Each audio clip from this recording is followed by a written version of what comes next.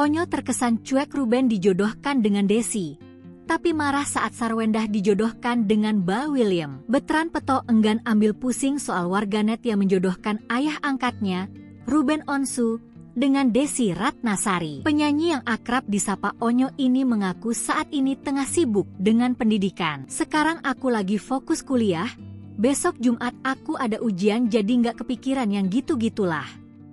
Jadi langsung tanyakan aja ke ayah ya, kata Onyo, mengutip Banjarmasin Posko ID. Kap Onyo agak sedikit berbeda ketika ibu angkatnya sekaligus mantan istri Ruben, Sarwendah, santer dijodohkan dengan Ba William. Onyo saat itu sempat bereaksi keras saat muncul isu kedekatan ibu sambungnya yakni Sarwendah dan Ba William. Onyo meminta netizen tak menjodoh-jodohkan sang ibu.